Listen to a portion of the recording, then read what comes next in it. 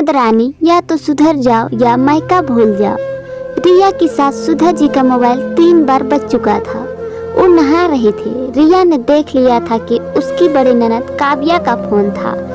पहले तो उसने सोचा कि फोन उठा ले, फिर ये सोचकर रुक गई कि काव्या दीदी के सवालों का जवाब कौन देगा, जैसे कि रिया तुमने फोन क्यों उठाया, यह मम्मी का फोन है, किसी का फोन नहीं उठाते, तुम्हें इतना भी पता नहीं। लेकिन बार बार फोन आने से वो इतना तो समझ गई कि उनकी ससुराल में कुछ ऐसा हुआ है जो उन्हें यहाँ अपने मायके में करवाना है। यह रोज का कार्यक्रम था। जब भी काव्या के ससुराल में कुछ नया होता वो यहाँ अपनी माँ को समझकर वहीं करवाते।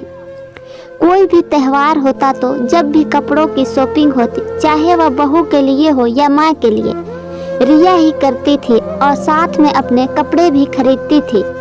मायके की हर बात में उसी का निर्णय रहता था। सुधा जी बहू को कभी किसी निर्णय में शामिल नहीं करती थी। सुधा जी बुरी नहीं थी, बस पुत्री प्रेम में पड़कर थोड़ी बदल जाती थी।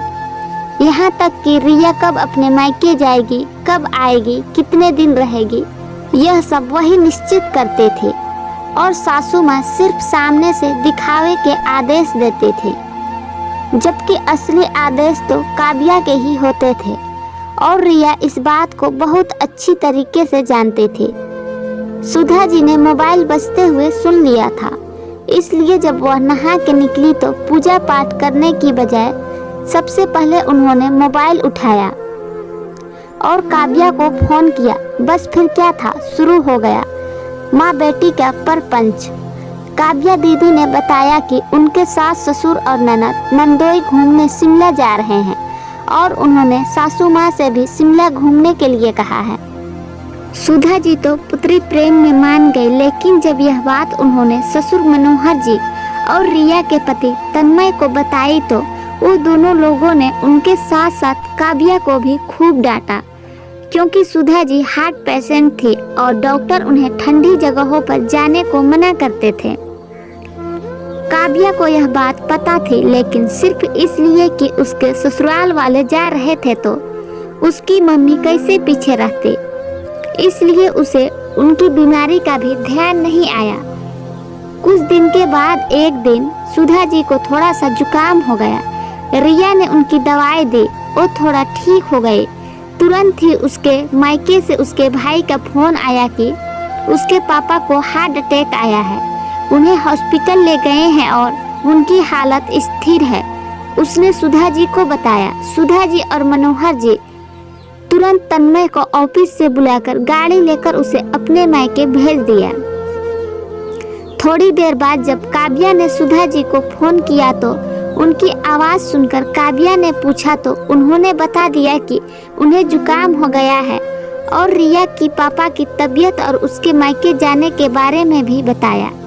काव्या ने फोन रखकर तुरंत रिया को फोन मिलाया।